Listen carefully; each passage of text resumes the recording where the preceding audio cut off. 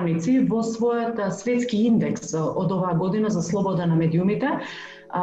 констатира дека предстојната декада ќе биде одлучувачка за иднината на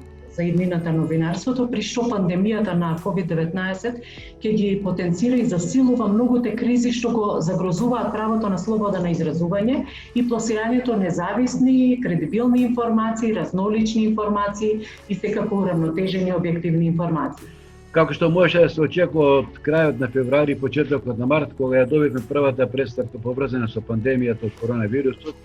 па до пред некој ден,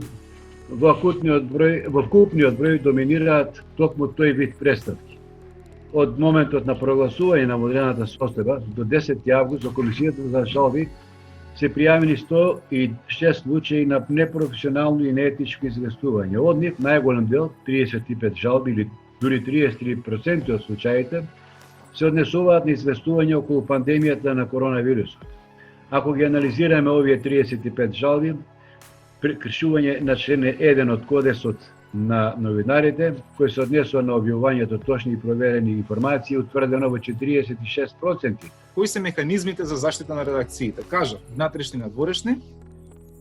Во врска со внатрешните механизми, тука одговорност е на менаџментот и на новинарите, на самите медиумски работници и новинари, како да се заштитат од здравствени ризици и како да примат одредена економска или социјална помош. А во основ на надворешните механизми, тоа се оние работи што ги презема некој друг на страна од медиумите, како што е владата, останатите ресорни институции кои што се битни за медиумскиот сектор, но и граѓанските организации како и меѓународната заедница и корпоративниот сектор кој што се грижи и има општествена одговорност да помогне на новинарите и на самите медиуми. Ние новинарите од земјава се соочивме како и сите останати на Балканот и во светот со ризикот да се излезе на терен и да се известува. Истовремено предизвик стана да се заштити јавноста како самите себе од лажните вести кои со самите почетоци додека се уште науката и здравствените власти нема сигурни одговори за вирусот, се ширеа пребрзо и правеа некако огромни штети. Од оваа дистанца како новинар кој постојано беше и е се уште на терен, како што кажа и претходно направив неколку истории кои што беа поврзани со самиот начин како новинарите од кај нас и во соседството и во некои европски земји се соочуваат со овој проблем, можам да кажам дека влијанието на кризата врз професијата се отиваа главно на 4 нива. Техничко, потоа есенцијално, односно врз новинарскиот производ, поточно содржините, на психофизичката кондиција на новинарите и на економската состојба. Значи, уште веднаш, многу брзо по почетокот на кризата,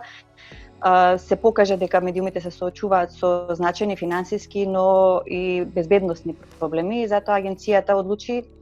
103 милиони денари да им се дадат на радиодифузерите како една прва помош во таа ситуација додека да се снајдат. Од нив 73 милиони денари беа за комерцијалните и непрофитните радиодифузери на кои што им беа вратени всушност на доместоците за дозвола за 2019 и 2020 година, а 30 милиони денари му беа доделени на јавниот радиодифузен сервис на Македонската радиотелевизија, со тоа што беше многу јасно нагласено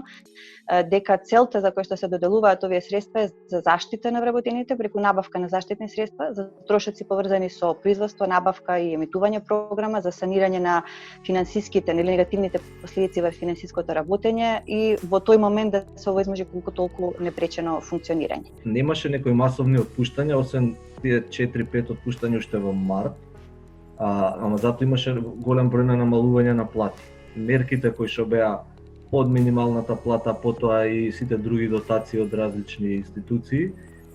како и тоа што ние го издействувавме да за 3 месеци придонесите да им бидат платени,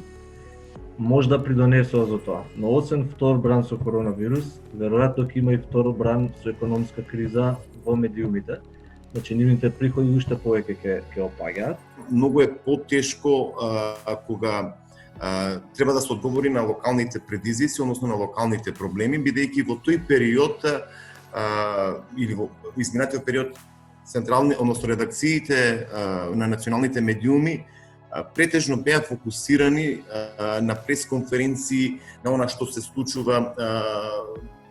горе во Скопје, додека ние моравме да излегуваме на терен. И на сообраќајка, и за проблем за пат, за улица, за улично осветлување, иако морам да признам дека ги користевме оние онлайн методи пред се со луѓе кои што имаат услови, но сепак граѓаните кога пред се бараат да бидеш присутен таму. Навистина вложивме напори во рамки на можностите и ресурсите со кои што располагавме кога започна кризата да дадеме активен придонес, да помогнеме кај новинарите, кај медиумите, но и кај јавноста, кај граѓаните, кај корисниците на медиумските услуги. И тие да ги разберат медиумските аспекти и начинот на кој медиумите функционираат во услови на криза и на тој начин, гледано низ призма на, да речем, на медиумска писменост, на некој начин и да помогнеме околу, да дадеме придонес во дискусиите и коментарите кои што се присутни главно на социјалните мрежи, каде што навистина многу често новинарите се обвинуваат за се и се што. Бев замолен да направам, да контактирам со колегите новинари од Тетово, колку известувале за време на кризата, колку известувале за проблемите на хендикепираните лица. Додав до податок дека и еден или два написи имало или еден во телевизија, беше еден во медиум, друг за проблемите на хендикепираните лица.